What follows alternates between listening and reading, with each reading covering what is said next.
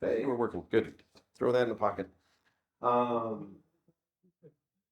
Yeah, so today, hopefully, we don't have too much interruption from the EQ, but we'll see what we do. So, discussion today is essentially tales from the backseat and introducing aerobatic instruction as well as learning. So, first off, who's just interested in learning aerobatics? Okay, couple, good. Interested in instructing in aerobatics? Can I figure out? Awesome. A few more. So yeah. And anytime you have questions or want to interrupt me, or if this is causing an issue or that's causing an issue or not loud enough, let me know. I can fix it. We'll make it work. So a little bit of background for me. We'll go over some intro, a little bit of history. I've got some goofy quotes that I like that are old. And then we'll look at just a few things to expect when learning aerobatics, a couple of first few lessons and a couple items to look at to help improve anyone's skill, whether or not it's aerobatically or just with flying any aircraft. And then from there, we can look at a few ideas of, as an instructor, as well as a student, it's good to have an awareness of some issues to look at and things to expect and some areas that can get us in trouble. So that's the key. As we go through, I'll have some video and stuff I can throw up as well. But as Mr. Church mentioned, I'm an assistant professor for the University of North Dakota. Head coach of UND Aerobatic team for a while, I think since about 2011. I started getting involved in about 2008, and I've been flying aerobatics since 2003. And I like flying super decathlons. I'll fly anything I can get my hands on, but super decathlon, especially for learning aerobatics, is great because it does make you work for the maneuvers and make things work out.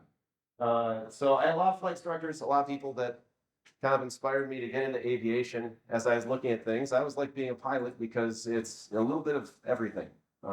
You do have to know the math, and with aerobatics especially, there's a physical aspect to it as well. So as I mentioned, I started flying in 01, took our aerobatics course in 2003, started instructing just basic spins and some of our upset recovery and getting into teaching aerobatics in 2006. I really got involved with our team in 2008. And then from there, just kind of, when I fly, that's what I want to fly.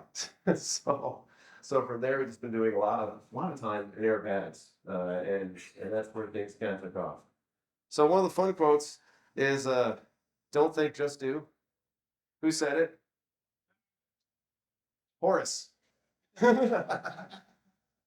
Maverick said it, but it was Quintus Horatius Flaccus from ancient Rome actually kind of coined the phrase, which could have been translated as well of "don't just think, do," meaning eventually we got to put rubber to the pavement and actually make something happen. No matter when we can talk about a lot, you can think about it. And with aerobatics, it really truly is kind of an art and a science. With my ground school, we can talk about aerodynamics all day. And one of my best students would go through, Bud Davidson's book. He'd go through Alan Cassidy's book, Mike Goulian's book. He'd read all these different books. He'd go through all these different forums and things, and he'd bring them all together and be like, okay, I think for our aircraft, this one will work. That technique might not. I'm not sure what that person meant. And go through all these different things, and eventually in the airplane, just overthinking. And so he got to the point where one of my other coaches figured out that he flew a lot better if you didn't tell him what the maneuver was next and say, okay, roll now, go. And he'd just go and then it'd work out. But he'd overthink and overanalyze things. So eventually it comes down to figuring out kind of that feel and that art.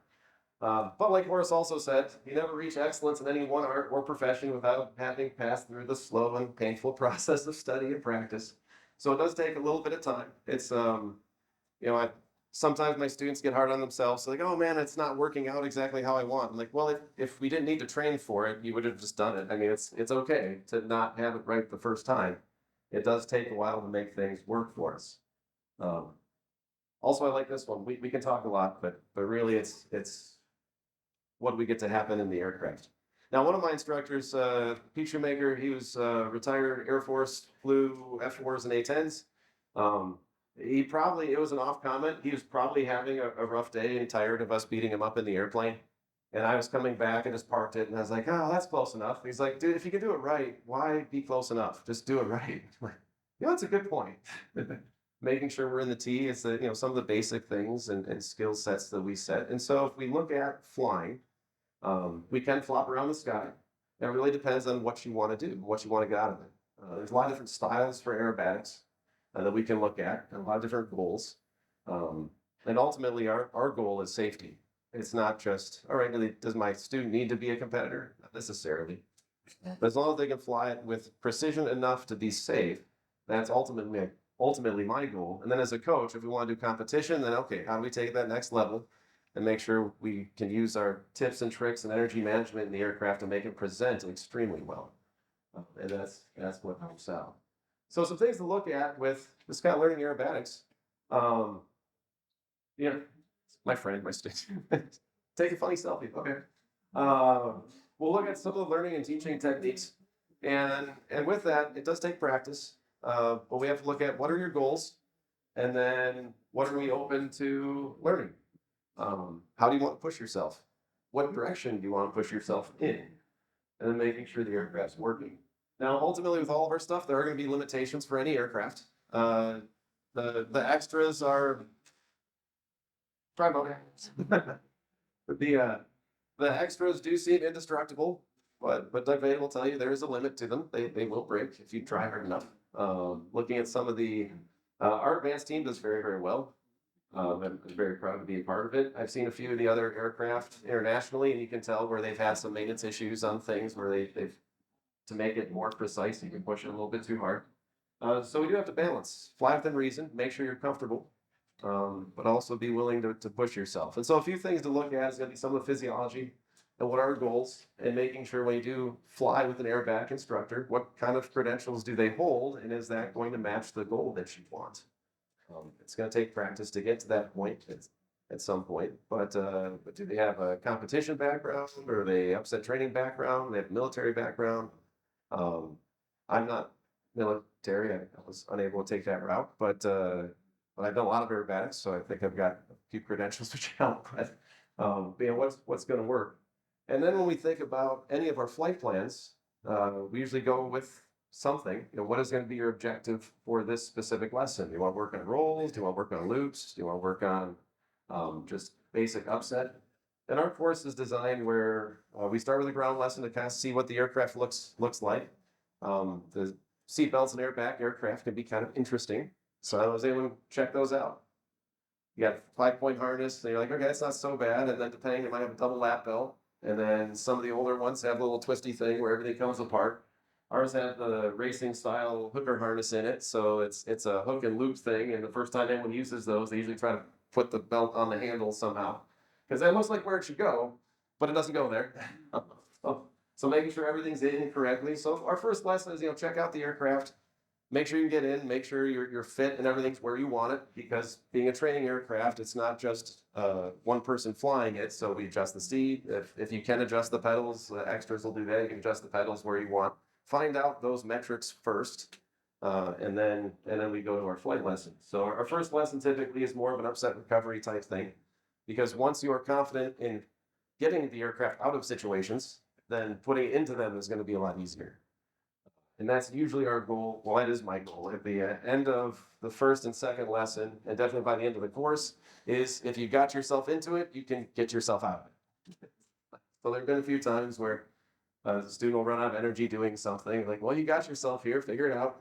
And as long as an instructor, from an instructional standpoint, if you are confident with the aircraft, know where its limits are at and protect it, then you can let a student make those mistakes and gain confidence in knowing that, yeah, I found myself in this weird spot, but it was not a big deal. We figured it out. And so our demeanor as an instructor plays a big role in how a student is going to perceive what's happening with the aircraft. Is it comfortable or not? And every once in a while, if you do start getting towards the limit and they need to know that, no, you shouldn't be there. It's not just, oh, we recovered, it's fine. It's like, no, it's not fine. Then you can start sounding more excited if you need to. Those are channels that we look at. Now with a plan, Aerobatics itself, the airplanes that we fly, and that's where we look at credentials. What is the credential of the pilot? What is the credential of the aircraft? And making sure you're flying it within its limitations and flying it the way it's designed to be flown. The Decathlon is going to have limits. If I fly it like an extra, it will probably break. If I fly an extra like a Decathlon, it'll look really slow and weird, but it'll do it. So for competing or for flying, knowing what are those limits of the aircraft is kind of critical. There's a video out there somewhere of I forgot the name of it. It's one of the RVs that was doing an air show in, can't remember, South America or Europe. but it wasn't designed to push a lot. So eventually they just were doing an inverted. It was high up, but kind of doing an inverted thing, and the wing folds up. They had a full aircraft parachute system, so they pull it. Everyone's okay, so everything was fine. Pilot was good and made sure they took care of it, but it's pushing the aircraft to a limit it wasn't meant to be. Can it be a good air show aircraft? Yes. It's probably not going to do a lot of negative though. So looking at the design becomes important, and that's where the plan comes into play. What do you plan on doing on this flight? And if you tackle a flight with a goal and work on how you can critique that, then your skill level in each flight progresses much faster than if you're just like, I'm gonna fly today. Which on its own isn't a bad thing. There have been a few days where I'm like, I don't know what I'm going to do. I just want to go up and see some air and just, blow off some steam and come land. That's fine too. It doesn't work for a lesson for a student, so that's on my own time. But sometimes it's good to just get some air between you and Earth and fly. But if you want to progress, then you're going to have a goal. Now, sometimes as you're flying, what if you need to change the plan? What level can you change the plan to? One of the challenges is with my spin lesson, I'll go through spins. I have a pretty straight kind of mission plan for things. We'll go up, we'll stall the airplane first because most of my students haven't stalled it before or flown that type of airplane. So it's going to have different wings. So we stall it. I'll do a little falling leaf and coordination work. And I'll show some of the video of that. We'll do some coordination exercise. Then I'll demo a spin so that way they can get the first. Who spun before? Hey, everyone spin? Spot? How's the first one? That's a lot of ground. It's the wrong spot. So it's going around really fast. This is surprisingly comfortable. No, that's bad. We should fix this. That's so usually I'll do the first one just so they can see like, yep, it's cool, and then calmly recover and break things down as simply as one can, so that way it's not too bad. Have anyone's ever done spin instruction? Yeah. With learning and first instructors, they always want to keep talking, which is good. And I found there's two things with instructing maneuvers, and it depends on the maneuver. Usually one of two things will happen. One is you'll try to speed up your speech to match the maneuver, or you will slow down your maneuvering to match your speech. And in spins, that doesn't work out so well. So either you're going to sound like the end of a medical commercial, and you're like, ooh, that's a lot of weird side symptoms. Just trying to clear back me today, but okay. Or the recovery goes really slow and you find that, it's already recovered. But we should probably put opposite rudder and stick forward. Like, no, you did it already, it's done. So what I found for that and teaching spins in particular is just take the PAIR acronym and just say the bullet item, it's like power, aileron, rudder, elevator. Then you can sound almost bored and nonchalant with it. And if a student makes a mistake and pushes the wrong rudder, it's like other left. Okay. Or whichever one it is, you have time to correct it. But if you go through the full, because they happen so fast, if you go through the full, okay, we're spinning left, power idle, aileron neutral, rudder full opposite to the right, briskly forward on the elevator, yes. Now it makes it sound way more exciting than it needs to be. It is exciting, it's a spin. But I like my students realizing the first time through that we've done all that on the ground, you can talk through that in the climb, and then as you're maneuvering, it's more of a what. When teaching as a CFI steep turns or something like that, you can talk through, if you had a grease pencil, you draw the lift vector if you wanted to. And by slowing down your speech and, the nose came down, see, we have to pull back. And it's not the prettiest one the first time around, but you can talk through all that if you needed to. But most spins, not so much. But then with that plan, going through that plan, we'll do that. I'll take a break to let everyone cool down. And we'll do some weird stalls, and then we'll do some power on spins. And then usually if they're feeling good, it's like, all right, want to fly upside down, do a little bit of aerobatics. Is there a maneuver you've seen that you want to try or something? And then we'll have some fun and we'll demo a few things and go through that. And so it's in my plan. It might not be in the student's plan, but we can change it. But I'm always gauging things on how the student is feeling and how we're going with that. And so that's kind of, what becomes acceptable. Is it within the aircraft's capability? Is it within your capability? Does it make sense at that time to do that maneuver? And then figuring out, what does the student want to handle? What can they handle? Now, with those first lessons, first couple of maneuvers they're not boring, but after you've flown inverted for a while, then there's like, it's just a stall. But figuring out how the wing flies, both upright and inverted. I don't do the inverted one first lesson there. Need to see what upside down looks like first before we try stalling it upside down. But figuring out how's the airplane stall. I usually do flying leaf. coordination work, feel the airplane. And then after that, I like going through spins because if we do depart and they already know how to recover, then okay, you found yourself here, fix it. With spin lessons, as we're first introducing it, I've had a few students before where um, actually the worst one is when you really know someone well and they're like, oh yeah, you got it, just fly it. So I knew them outside of aviation, and we went through the pre-brief, and then we got delayed. Um, Weather came in or mains came up, something happened where we got delayed. I was like, okay, we did the full hour and a half pre-brief, everything's good.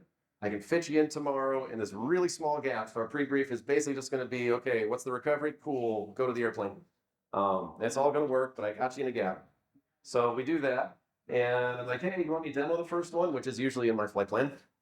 Or do you want to just go for it? Like, yeah, I'll go for it. Like, awesome. And we fly primarily Archers at the University of North Dakota at that time, because I've been there a long time. We were flying Piper Warriors, so the smaller engine, but the same thing. And in their recovery procedure for spins, it says elevator full forward. And in an aerobatic aircraft, that you don't, the elevator works very well. Yeah. So they immediately, okay, we're spinning, hit full rudder. And this was only, the first time people do it, it's they get a little excited. So they start recovery like as soon as the wing drops. So we came in like this, and we go, boop, and I go, all right, cool. So they mash full right rudder, and then jam the stick full forward, and went, okay, cool, and just went around inverted. It's like, that's cool. You should probably recover from that too. And then I realized that they couldn't recover from an upright spin, so doing an inverted one's probably not the best idea. So after another turn and a half, I was like, okay, I got it, and pull the stick back and switch rudder. So he's like, why'd you put it in? But the left rudder was the spin rudder. I'm like, yeah, and then you switched it, and now it's the recovery rudder because we're inverted now. And it can get a little disorienting. The goal is not to find yourself in that position. When we train, and that's part of the plan you look at too, is how high do you go? What's the FAA say? 1,500. Don't start there. That's where you got to end. For us, we have a lot of traffic in our area, so we stay above them. So our MRA is 3,500. And so we'll start spins at 5,000, 6,000. It gives me lots of time where if something happens, I can giggle about it and tell them you should probably fix that. No, put the stick in the center. No, you figured it out. Okay, we're good. And it's not a big deal. We got lots of altitude. It's no problem. If there's any major catastrophic thing, we've got plenty of time to actually discuss a bailout before having to do it. And so, so having all those extra, altitude is your friend. Sky is soft, ground is hard. So having a plan on that, you don't need to go down to the limit. And for the aerobatic team, as I'm coaching them, we do everything up aloft because that's our MRA, like I mentioned, for our course. And then once they figure out the sequences and taking those next levels, those next steps, then we'll go down. I've got an aerobatic box, we'll go down to competition altitude, and now 3,500, which is normally our floor, becomes our ceiling. And then we go down to 15, and everyone's much more confident and comfortable because they know what's going on. They've seen it before, and I know they can go through the maneuver. It's not going to be a big deal. Well, we look at some maneuvers now. With some of those basics, it did follow me. A few things we can look at is some of those different. Find where my mouse decided to go to. I'm on the wrong screen. That's why. So some of the basic maneuvers I mentioned, just stall, coordination exercises and things like that. And so I'm sure we've all done this before. Is one of the easiest ones to do is, or not easy, but one of the good practices, and you can do this in any airplane, is that's what I need to do. There we go. Coordination exercise, rock the wings. With an aerobatic aircraft, they're plane ailerons, you're gonna have a lot of adverse yaw. And so there's our adverse yaw. Usually the first time people do it is they think you have to hold it knife edge, so they hit the wrong rudder. So you got me yelling, other rudder. But when it works out well, you get that down, and then things work very well. And that's our approach you can hear. Let's see this one. Oh, it pulled up in a different screen. That's cool. That's the stall word. Yay. Well, this is falling leaf stall. That's what that is. And it apparently went in a small window instead of a full window. I never do it. Now, downside is a lot of times with aerobatic aircraft, you can deactivate the stall horn. because it gets annoying otherwise. We don't have that option, so it's the song of my people. It's just the annoying noise all the time.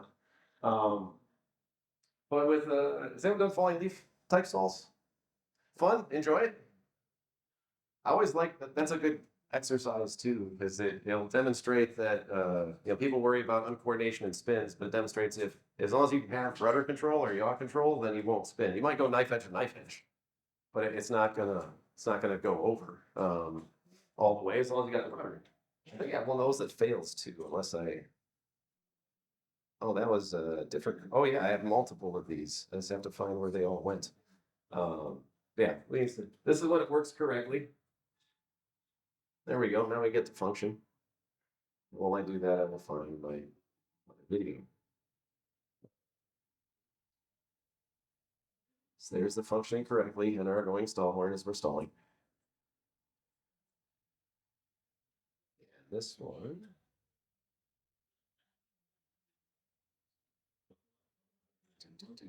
There's the video file. It's perfect. Here's our falling leaf fail. This is when it doesn't work out so well and the student hits the rudder in the direction of the ball. But we'll get set up and then it's good spin practice. Again, we're up high. In North Dakota, we're fortunate we have grid paper, so finding heading and stuff is usually pretty good. But situational awareness as an instructor needs to be on point, so you know which way you're going if you have to stay in a confined area.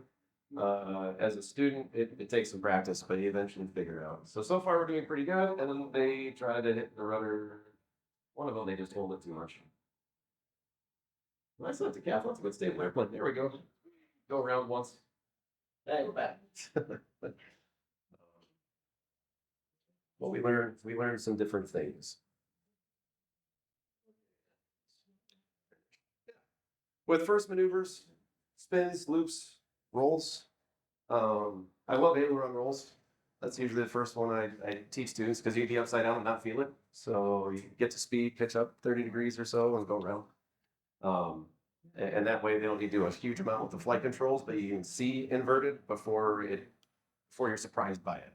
So that way you can get kind of that part out. It's a real safe manner. You're gaining altitude. Things work pretty. And then the other maneuver is I usually do first lesson, second lesson is loops because then we think aerobatics. What do you think about? Loop, G load, right? You gotta get on the G. And so the loop makes us have a little bit of G load on the aircraft and figure out how hard you can pull. And 2 Gs feels like a lot the first time, but that's not usually going to make a loop work. So you got to get a little bit further around it. Now, from the student standpoint, a few things. Is good if you're instructing, make sure students are aware of the physiological concerns of G loading, proper rest, proper hydration, all that helps stamina. As an instructor, same thing, G loading, proper rest, hydration, stamina. The neat part about instructing is you build up your tolerance a lot faster. The downside of instructing is your student is in control and it's a lot easier to tolerate aerobatics when you are flying it and know what's going to happen. So it takes a development and some practice. And what I've always told students as well is you have to be professional about it. No one wants to admit to their instructor and their superior that they're not feeling well. And the instructor wants to be the instructor and not let their student know that they're making them sick. But a student when first starting, I don't know how good everyone's rudder work was, but when you're learning, it's not easy. And that's probably the worst is you're doing coordination exercises and the tail is swinging around. And if you're sitting in the back of a decathlon, you feel all of that. It's like, just use the rudder. What rudder? It's like, I don't know, the right one because I'm leaning on the right window. Oh, how can you tell we're uncoordinated? I can tell. And so you pick up some really neat tricks that works for everybody, students or instructors, and that translate to any aircraft. We learn, if anyone's got their instrument ticket, they go through instruments. You can never trust your body. It's all the instruments. If you take the A350 captain and throw him in a sim with no motion, they'll be mad. Because you trust your body in a different way. It doesn't tell you what up and down is, but it will tell you that, okay, if I wiggle a certain way, that's probably my heading I need to scan. If I feel a bump, I probably need to look at my attitude and my altimeter, and you figure out how to hone in your scan a lot faster. Bodyworks is a great inclinometer. You can tell if you're coordinated or not. And so some simple things I've helped students with that you can again apply to any aircraft is if your wings are level and you are flying straight, you can be crabbing, but if your heading's not changing, you're coordinated. If you're feeling flat in the seat, you're coordinated. If you keep your shoulder harness a little loose and you're leaning, that's the rudder you need. If you're leaning to the right, you need right rudder. Leaning to the left, you need left rudder. With as focused as we are on stalls, and you always step on the high wing to stop it. Usually, if there's a high wing, people start pushing it more, and that puts you in more of a slip. Because in normal flight, don't do that, but in stalled flight, it's a good thing to do. And so that's some of those balances that we work out. But from the back seat, and my assistant coach can confirm this, you can feel all of the rudder. And you can tell if a student's a half ball off. And you're like, just fix the coordination. Like, the ball is barely off center. Like, I know, but it's annoying me. Just fix it. And then with aerobatic aircraft, the flight controls work really well. So it's like, okay, put the other rudder in again. Sorry, shouldn't have said anything. But works pretty well. Now, other things to make sure that you know, if you're learning aerobatics, make sure your instructor tells you where to put your eyeballs. Because spatial disorientation is real, and losing track of what a maneuver is doing will happen very briskly if you're not sure where to look. We're used to looking as pilots straight out or at the instruments. As soon as you pull, we don't have instruments really. You got altitude, so you don't have an attitude. Use the real horizon, right, instead of the artificial one. But as soon as you go up, especially in this stuff, it's just gray. There's nothing to see. If it's a clear blue sky and a perfect day with 80 miles visibility, it's just blue. There's still nothing to see. And so with things like a loop, we talk about floating over the maneuver, making the loop round. So you got to pull hard, and then you relax a little bit, and then you pull hard again and come around. Well, if you get here and relax, the airplane just doesn't stop the loop. You keep going. And so that's where a lot of times we spend more of our time out the side window than you do out the front as you're adding in 45s and verticals and some of the other maneuvers that we get into. I've got a video I can show that in a second as well. And then with spins and loss of control, as I mentioned, I had one student go from upright to inverted, although that's extremely rare. I've only had that happen one time. And it's like, all right, don't do that. But how far do you guard the controls and in what manner? And I usually just brief my students. If the student is on a stop with the elevator, it's going to stall. Whether or not it's forward stall or inverted, or if it's positive, you don't need to hit a stop unless you're trying to stall it. And then things work out pretty well. When we look at where to look though, where do I put my eyes? It's an older video. It's gonna let it go. But when we look at competition, this one worked pretty well, assuming that it didn't disappear on me. Copied it earlier. Oh, here it is. Now we're good. This one's from the 2016 sequence.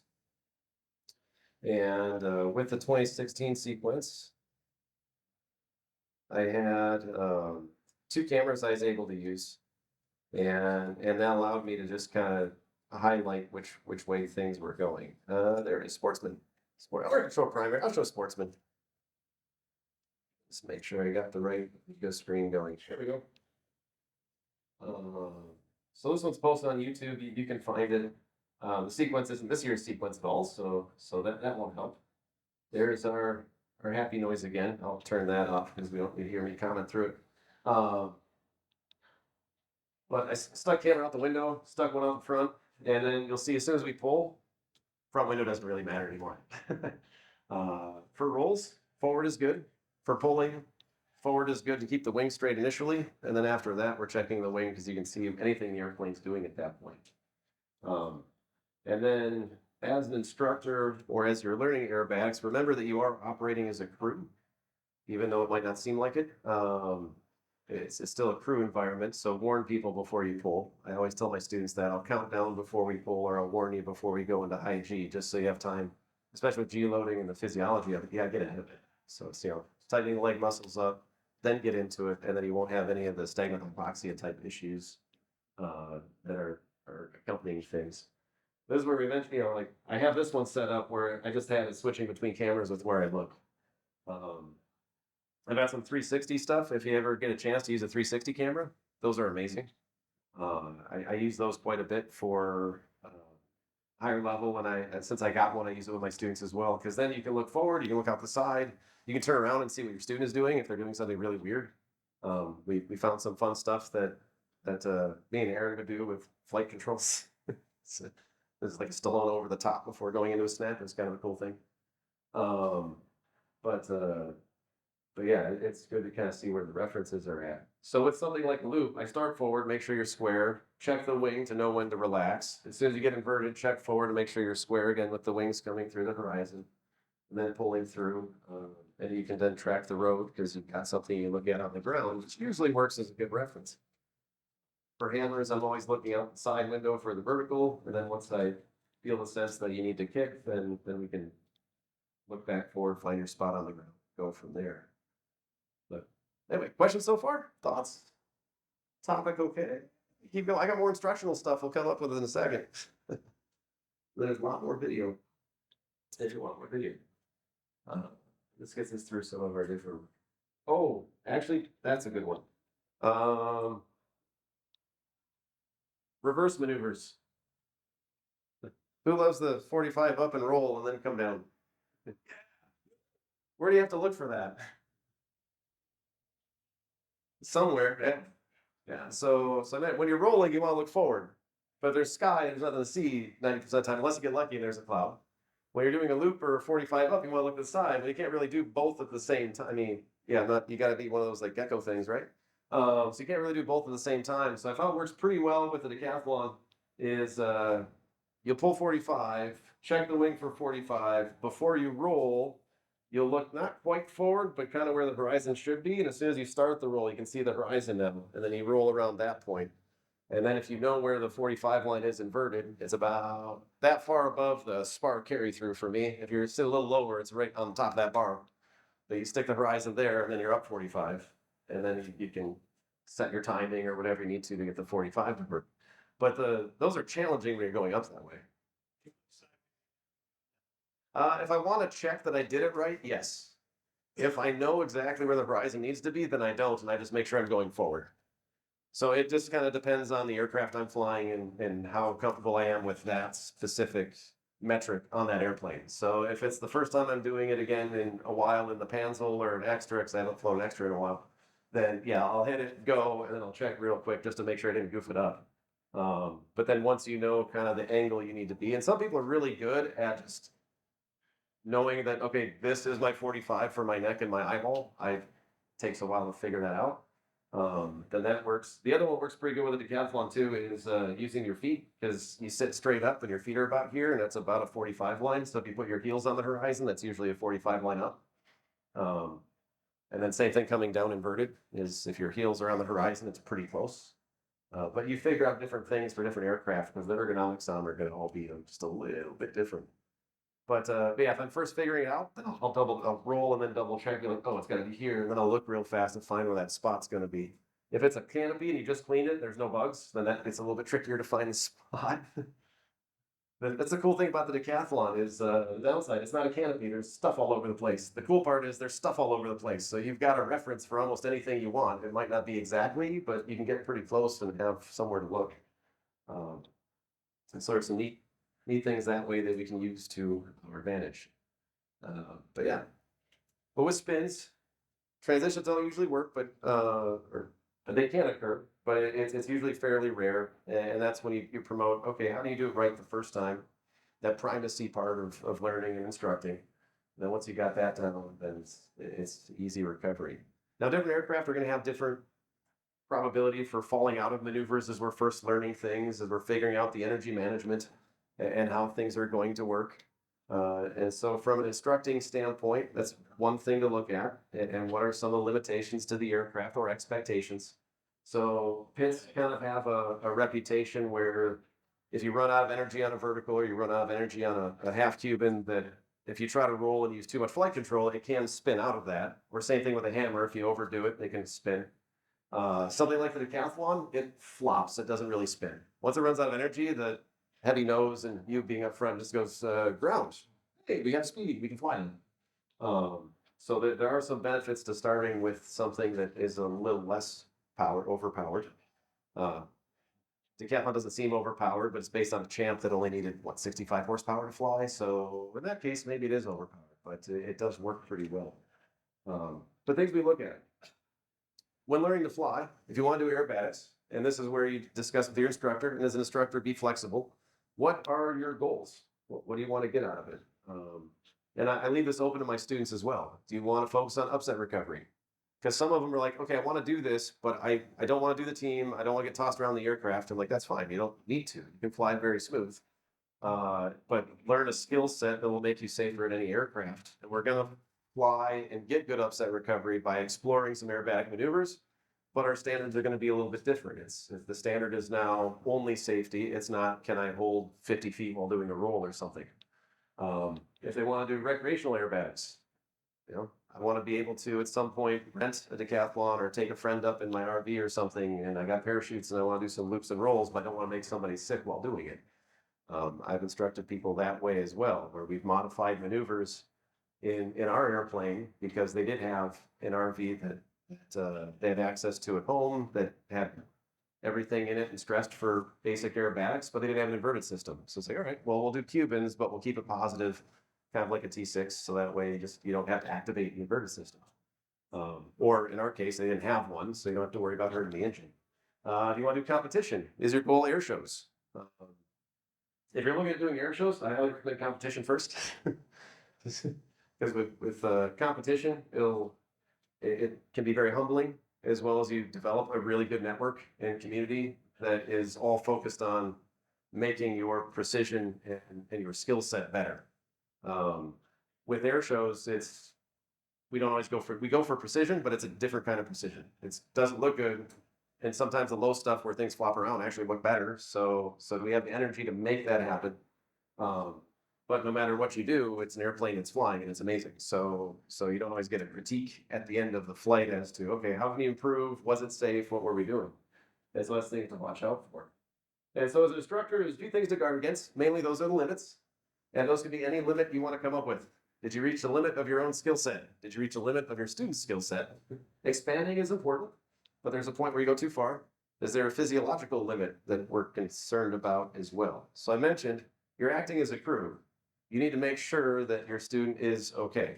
I have sometimes as people are first getting into the instructing part, they want to show off everything. It's like, well, it's not a joyride. Your student's trying to learn. So it's got to be student focused. Or they'll do things in a fashion that the student might not be ready for. A competition 4-point roll is not going to be the smoothest maneuver. And students can learn sometimes the wrong thing from that, or what they see, how a competition works or how an air show works. They might think maneuver is very crisp and more violent than it actually is. And you've got to actually flow through the maneuver to keep the aircraft flying the way it's supposed to, but they're operating controls in a different fashion. So we got to look at, what are speed loads? What's the speed that the aircraft's comfortable at? What are the G limits and loads on everything? With competition, sometimes more speed is better. So some shoot for VNE. With a decathlon, it just makes it fly slower and heavier. It's not slower, just very draggy and gets heavy. You're actually very comfortable if you're flying it at 140 to 160. And in talking with other pilots, Sean Tucker came in and we flew with him, and he's like, "You guys, like, you're not anywhere near the limits on the load." I'm like, "Nope." And you're trying to show off to me. I'm like, "Yep."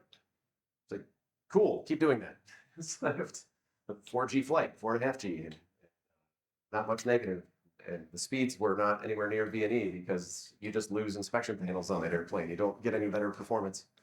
And so you got to find out what works for that. From the physiological side, as I mentioned, hopefully, well, we've probably all been close to airsick at some point. Hopefully no one's been airsick, but it's not impossible. I mean, everyone gets a little bit queasy when doing maneuvers. The first lesson is interesting. And so you do have to pace it as to what you're comfortable with. So what are some things that help? What do you like to do before you go fly, especially aerobatics? See, I love my greasy hamburgers.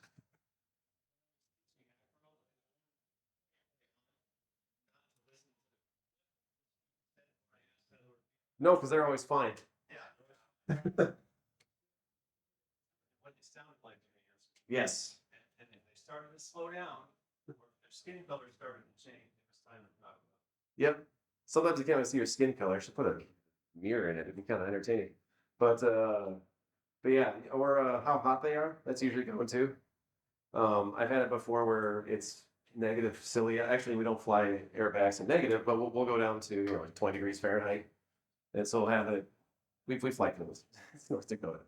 It'll be 20 degrees Fahrenheit, and we've got our coat on, our gear on and stuff, and then we're flying.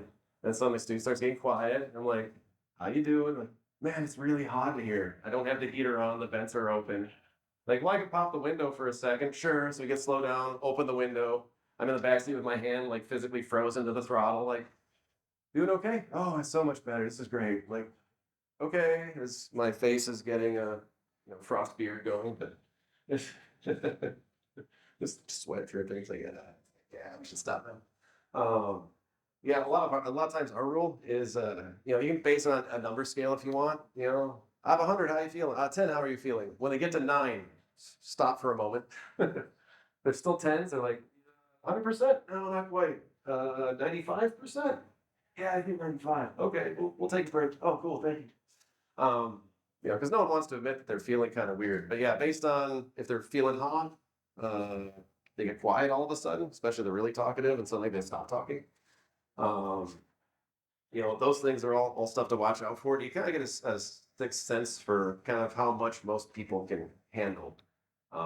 But if you're really open right in the beginning, like, hey, this is weird. You're probably going to feel weird. It's normal. Also, though, you don't need to like put up with it for forever. So if you feel weird, we'll stop doing weird stuff. Otherwise, as you instruct, you just build up a tolerance on your own. There's like, okay, cool, another. It's like, I can't remember one of those movies with a Russian trainer. It's like, again, do it again. It's like, I don't want to spin anymore. But, and so it's really easy to kind of get in that mode every once in a while. Where you're like, all right, okay, it's not working. Let's try it one more time. And the student's not always going to be up for that. And so it's important to communicate both as an instructor as well as the student and just set that expectation right away. Say, hey, it's going to be weird. I'm going to let you know if I feel weird too. Eating though is an important one. I've had a few students before where like, okay, my friend got kind of sick on the last flight with one of the other instructors or with me, like whatever.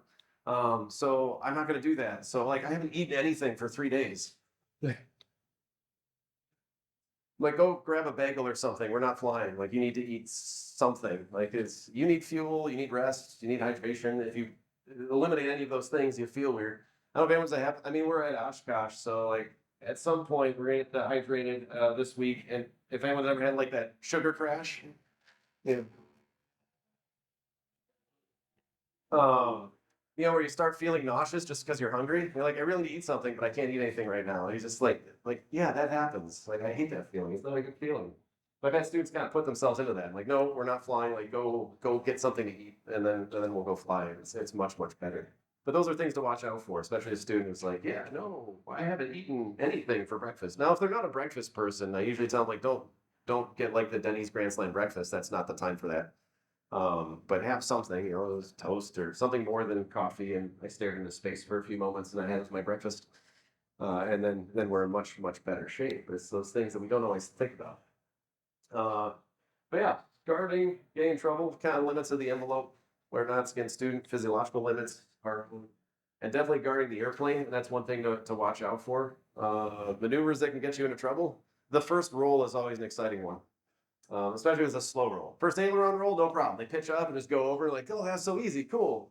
It's like, all right, and then you build up, and like, let's do a competition roll where you can fly inverted and you hold a level, like, neat. It's about here, it's like, nope, and then start pulling, like, no, don't do that. And so that's one of the challenges too, is really watching for split S-ing out of maneuvers that were not meant to be split S out of. So if you're fast and rolling, then you're just going to gain a lot of speed and a lot of G on the downline. So as an instructor, that's where you kind of have to like, nope, stop, go upright. And if they can't stop the roll and come back, you can usually tell right about here, like even before you get to knife edge, if it's going to go right or not. And so I usually tell students, if you don't like it, just stop doing it. You can stop a maneuver, and if I need to stop you, I'd rather not take controls, but you got to be ready to do that as well. You're not just a passenger, you're a crew member. But then we have to look at style. And what do people pick up with what they think style is going to be? And it's a really careful balance between aggression and smoothness to get the energy management to work out right. I can make the Decathlon look really aggressive, but I'm not actually pulling that hard in the airplane because it doesn't have the energy to do that. And I've had, I got a video student, I got permission to use it because he likes posting stuff, so it's totally fine. But we were doing some critiquing, And this will give us another tip on one thing too that will be important to consider. Setting up your headset is really important, and setting up the volume knobs. And if you have your own airplane, you may not always you have the squelch adjusted, so you might not know you need to change it for anything. Um, and I have no idea where this went. Come on, whoa. Turn the volume up for this. Stop puffing into my face. Oh, sorry. He actually kind of liked it because there's this timing to puff into it. But we got a hammer, and then if you watch the pull, it's kind of an aggressive one. We're not over G anything, but we're immediately going to like 4.5 to 5 without a lot of speed. So the next maneuver is a wedge, and then we'll discuss it after, or a reverse wedge, where we'll discuss it afterwards. So with that pull, if you do that again, what's going to happen? We stall going down.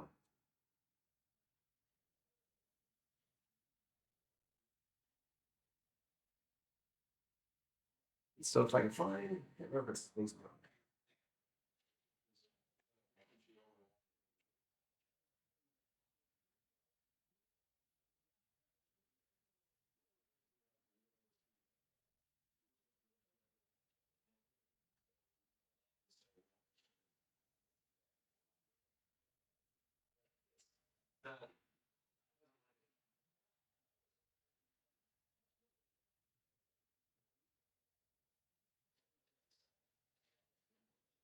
Yeah, so at the time for this one, we were practicing for a contest, and with instructing, you're always critiquing and kind of like tweaking maneuvers, but eventually they got to fly on their own. Because as a safety pilot, I just have to sit back and be ballast. Makes the elevator easier to use when we got a bunch of weight here. But yeah, so I sit back as ballast. So we're preparing for the contest. We weren't quite there, so I was like, all right, we're just gonna go through the sequence. I'm not gonna say anything. Just do your thing, and then afterwards we'll talk about it. Then we get another run through. So what's happened is they're trying to be really snappy with the aircraft because want to make it look like I'm on the line, but the airplane doesn't. It just starts stalling out. So they scrubbed way too much energy. But that's okay. We're going up. It's a hammerhead. You don't need a lot to do that. So here, but then they're like, okay, yeah, add a 2 second down line, and then hold on it. So now we have no speed doing 120 for reverse or for reverse wedge, and you can do it. It's a lot easier solo because you don't have to hold my butt going up, but that's okay. So we go up, roll, that's fine, but then want to make a sharp corner. Well, you actually have to fly over the corner. You're not like pulling down this way because that just loses more altitude. You have to fly around the corner. And so because there's no speed, you can actually just bump it and just let it kind of zero G it for a moment to accelerate, and then you can hook it into the corner. And it'll look like you just hauled on, even though you didn't. You had to like finesse it through the maneuver. And so like, well, I watch everyone do that. They haul on it. So he just, and so at that point, we hit critical at about here, and it started, one wing drops out and starts rolling. And the forces on that can be interesting because, like he mentioned, he's like, I thought you were like using aileron for some reason on me. It's like, no, that was all you. It's just a really hard pull. But those are things, as an instructor to either have to guard against if you need to, or if you know exactly what all the altitudes are and everything, you don't learn if you don't make mistakes and figure out how to correct it. So, did that ever happen again? No, we learned. It's like I figured out I can't get through the maneuver. It's like good, don't pull so hard. Um, and it wasn't a G load issue. It was all angle of attack. We had no speed to give you high G load, so it's not like we're breaking anything. It's just you're losing lift off the wing. And so it's that really careful balance between how aggressive can you be, and then what type of smoothness do we have. And so ultimately, as we do this, I have no idea what we got lots of time. I'm not going to use all of it. It's fine. We'll talk afterwards. Um, but if you're first getting into it, start with some goals, but let them expand because this sport is addicting. Once you do, you're like, oh yeah, I need more airplane would be great. Um, but maneuvering is just fun because you learn so much from every flight, and you'll learn so much more if you have the chance to be an instructor. If you are instructing aerobatics from the FAA standpoint, it's not towards a certificate, so you don't really need to have a CFI, but if you do, that's a skill set that's extremely critical to making sure you're providing good instruction. So I highly recommend if you're searching for an instructor, find a CFI that will also teach aerobatics. But find solutions to problems you run into. And then a lot of times, I guess that'd be a team effort. My students have done extremely well. it can't be prouder between being able to instruct other students, scoring top at various competitions. Palmer last year was national sporty champion.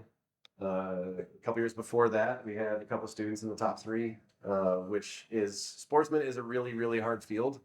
And these are students that, while they're doing this, have typically less than 200 hours, less than 300 hours, and maybe 20 to 50 hours in an aerobatic aircraft. So being targeted with either the training and having a good coach, a good mentor that knows how the airplane is going to fly, knows how the competition system works, and then your own attitude that you bring to it is going to be critical to what type of success that you'll have in the sport. And success will have different things for you. Like really, it's like, what goal do you have? Can't make anyone a competition pilot if they don't want to do that. Just want to do a loop on a Sunday afternoon and make sure that my girlfriend doesn't get sick. Like, okay, cool, we can do that too. You don't need to be a competition pilot, and if you reach that goal, then brilliant. It, that's awesome. So those are the things we look at. Let's see. It's getting close to 11. I know there's more things. Yeah, recommendations. Find some aerobatic instruction, get your spins and upsets sorted out, and then figure out how your aircraft is going to fly. I highly recommend starting with something like a Decathlon because it's going to make you work for it. It doesn't have a huge amount of energy. One of my fellow instructors was teaching in an extra, and from teaching in the Decathlon, we had like a full hour spiel about how to make a slow roll work and make everything happen. And then, but he's teaching an extra, so he tells the student this who's coming in and just wants to do some other stuff. Like, okay, fine. And then they go fly. And he's like, why did we talk for an hour? It's like, well, if you want to do it right, you got to do all that stuff. But it is an extra, so you just get around and the nose will drop a little bit, but it's fine. So it's like, it depends on the goal and what we want to do. When you look at, do you want to see how, I think I have the slow roll here. There you go, super slow rolling. I think I made this, posted I think last year. It was entertaining to me. By showing the students, because we were struggling with rolls a little bit. So like, okay, you can get the airplane to roll slow. You just need a lot of control inputs to, well, actually, ironically, it's not a lot of control input. A lot of elevator, a lot of rudder, not so much on the aileron. But we can get, I was joking, that's as fast as it goes. It won't go any faster. No, it's a 30-second, I think it's a 30-second, 20-second slow roll. In the Super D. So now I can qualify for gliders now, right? I think it's the super slow rolls, at least 10 seconds. So we're good. But that's going to take practice and a lot of finesse and figuring out how it's going to work. Rolling and doing some other things. It just takes a little bit of practice. So other things we look at. One thing I forgot, it's good to know. Other aerobatic gotchas that'll happen. What stuff do you bring with you on an aerobatic flight? And how did you get the aircraft there? So I got the opportunity once to fly it was a woodwing Decathlon that was rebuilt and some other stuff. Woodwings are really kind of cool. They feel them squish, which is interesting. But he's like, hey, I want you to try my aircraft. I'm like, cool. So the first thing we did was like a super pre-flight and then pull out all the cross-country stuff. I think there was like a sectional chart from the 1980s that was still in it and like 10 different pens in various locations and some flips and stuff. And I go, okay, you just need all of this out, like spare headset in the back. Like, okay, none of that. Want none of that. And so that's important. And then what stuff do you bring with you? Nothing if you can. Now you need your certs and documents. We're going to be legal. Stick them in the pocket if you can, or something you can secure them. I usually had my flight suit for that because then my seatbelts don't hurt me.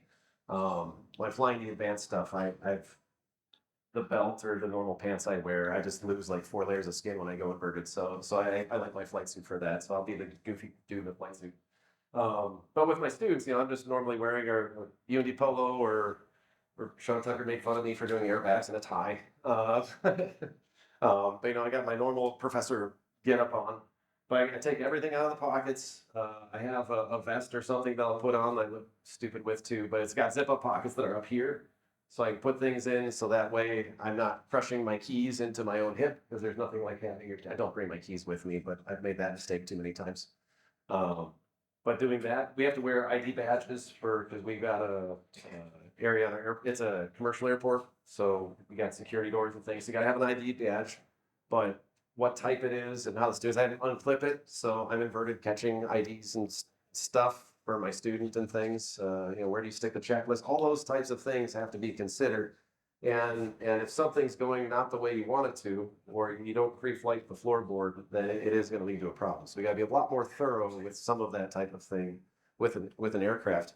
The this one I thought was fine. We did do an inverted check, but apparently they left a few things in the back. So and okay, we'll just grab that stuff and catch like, what is this? Then we'll go all doing 4-point rolls. I'm like, huh, all right, well, we'll put that in the pocket. You want like 26 acts, right? No, I don't really. But where do you do those things? And it's good to have an extra sick bag just in case. The goal is not to use it. With my credentials, I've done, if I include spin flights in a Cessna as aerobatic, but if I add that, I probably got close to 2,600, 2,900 hours. I know there's people out there who got more, so it's not, but it's a lot of time doing really dumb things in airplanes in a safe manner, at least more advanced things in airplanes. And with that, I think I've only made maybe about 20 students get physically ill in the airplane.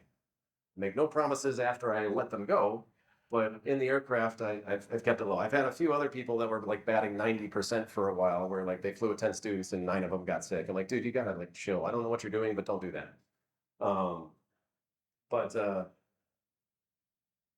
but yeah, you have to manage your, gauge what your student's doing. If it's making you sick, it's definitely making your student sick. um, but monitoring all those different levels, taking breaks appropriately and stuff, all that is critical to help. All right. Yeah. Oh, the actual flying. The actual aerobatics is probably. It depends on how quickly we get off the ground, but we'll be up doing maneuvers like that. Exact how much per maneuver, because only in the 20 seconds or something per maneuver. But the actual like through it, we'll be doing aerobatics for 20, 30 minutes. We'll transit to the area. We'll do our stuff. We'll transit back. And so we're usually doing 20, 30 minutes is a decent amount, sometimes up to 45 minutes of aerobatics if we get out really fast and the student is happy with it. But it's a workout. And as you do it more, you build up your own skill. And there's amazing how much situational awareness you get and how much more you learn about maneuvering while watching somebody else do it. Even if they're not doing it to necessarily your standard yet, or whatever it is, you'll learn, okay, I see that we're dropping the nose in this spot, so I need to think, okay, I'm going to push rudder at this point. And that's really how I developed my skill set is basically cheating off of my students messing things up, so I figure out how to do it better. And if you approach that, anytime you fly, what can I learn from this flight? What can I learn from who I'm flying with? It doesn't matter if they're a student pilot who this is their second flight. Can I learn something from how they are doing things? That your skill set will also improve if you want to take a personal, how do I increase my own professionalism, my own skill set? You only need to be on the flight controls to see what the airplane's doing and figure out what's going to make it fly smoother. And that's what I found with the aircraft is the smoother you fly it and the more precise you can fly it, the more performance you can get out of it. We get the decathlon, ours to roll close to an extreme decathlon rate, and people have actually set a contest. I don't know how you're getting that one to roll so fast. Are you over speeding it or something? We're like, no, it's just you find out exactly how much it takes. If you're adding controls, every control is a speed break. And so that's going to take energy and slow things down. Now you need the control to get the maneuver to work. But if you can minimize how much you need to make it work the way you need it to work, it works better, which is kind of a weird circle. But you don't need a ton of rudder for certain things. Sometimes you do, but usually you don't. If you minimize how much you use, then you'll go faster. And that's just some different tricks. And again, that works in any aircraft. I had a student that didn't have their seat position right while we were doing cross country, and we were flying like a cartoon. So the airplane was doing kind of one of these as we're going along for us. I'm like, just stop. And I didn't realize the seat position initially because he was sitting too low and couldn't see outside. I'm like, just stop and just do this. And we picked up 5 knots just by not flying like this. We look at all different ways of figuring that out. And it works for airbags too. It's just different tricks. All right, I can quit. I say I've had a lot of stories for backseats. No, questions at all? Thoughts? There's got to be some thoughts on interesting things that happen.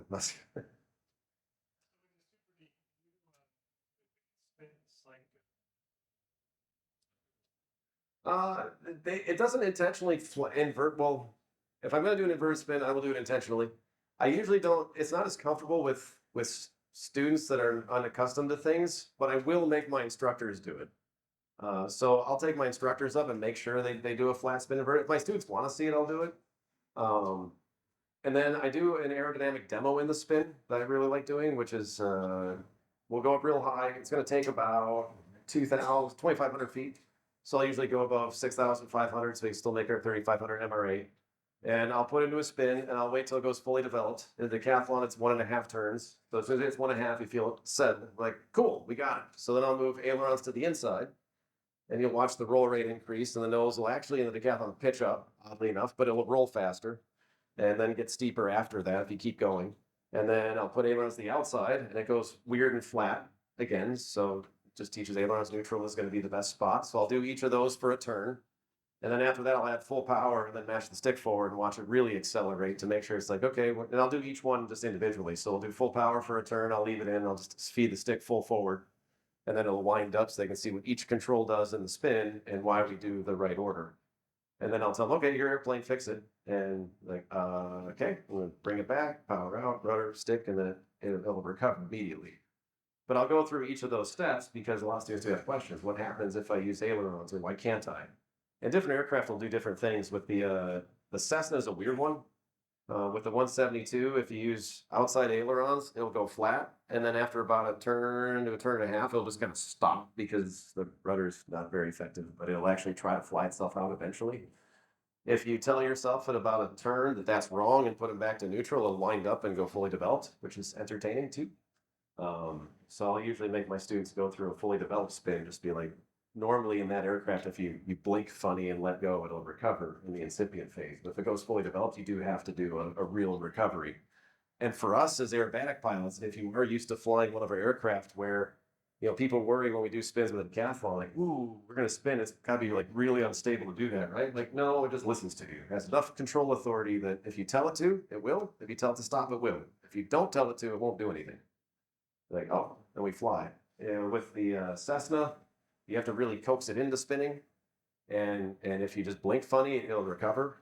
But if it goes fully developed, you have to do a full recovery. So that's one where if they got accustomed to like, oh, I just let go, it flies. Like that's good. But if it goes fully developed, you're going to actually need to do something. And that's usually where it surprises students a little bit more. But I'll put them through that to make sure that they've actually seen it. So the first time that one happens, if you're not accustomed to that, you feel like the airplane has no flight control. It does, but it doesn't feel like it the first time. So I put some videos on YouTube with my great links with Aerobatics. sweet. Oh yeah. The G meter was I have a Garmin XE from many years ago, and the Garmin ones record all the data. And in the Garmin Verb program and editor, it'll actually output the little instruments if you want. So you can modify them and have output a G meter for it. If you've got a GoPro, I don't know if the newest GoPros or the 360s have that or not. I haven't messed with that particular one, but yeah, it depends on how much data they record. Storing it, it's tricky to get it out of it, and I haven't Oh. been successful at it yet. Okay. Yeah, Rob. But I know it's in. It's in there somewhere. Yeah. But the Garmin systems and the Garmin cameras record all the data and things, and they'll record altitude and speed. And speed's kind of goofy. I don't trust the speed, but they'll record all the data. And so then I pull it off of that. And that's how I got that one. Lately, I haven't been doing that, but I usually try to have the video where you can see the G meter and the altimeter. But it just all depends on where you mount things and make things work. But yeah, no, it's a good question. If we want to talk about video editing later, we can. We'll talk about it, burn spins, do it. Oh yeah, nothing like hanging from the straps with nothing above you. One of my instructors unbuckled a student once in a decathlon, and didn't realize it initially until he got hurt. And like, sir, yes, I don't think the seatbelt works very good. I was like, oh crap. And then he got on the ground and he felt bad because it was kind of funny to him. And he's like, oh, I feel bad. And then went into our area and the student went to some of his friends and was talking. And they all cracked up too. They thought it was funny. And then he got to the debrief, was like, man, good thing we're in a Stearman. He's like, what? He's like, open cockpit.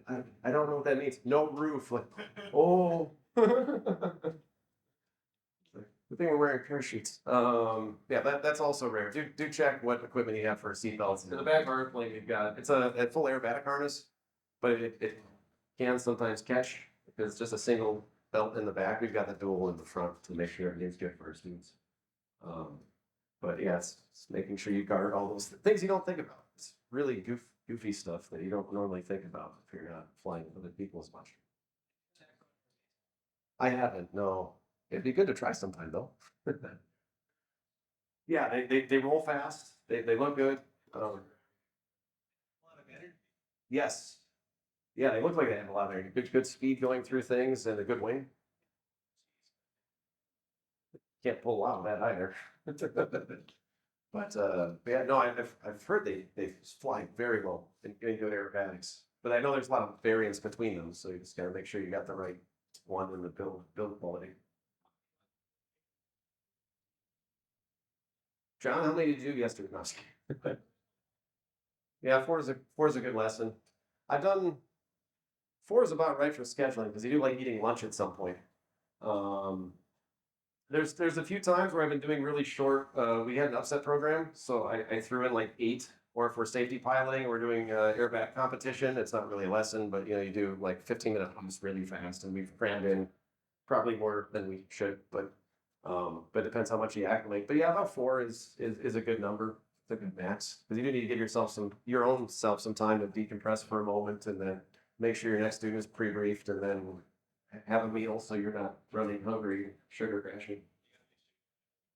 Yes, definitely stay hydrated because um, I always brief my students like tell me before you pull, but I'm kind of always at the ready because they don't. And I always try to warn my student before I pull so they know again what to expect. So it's not like, okay, we're gonna do a loop. Yeah, well, I've only I didn't knock the student out. I had a student knock themselves out once, which is hard to do in a decathlon because it doesn't have that much G.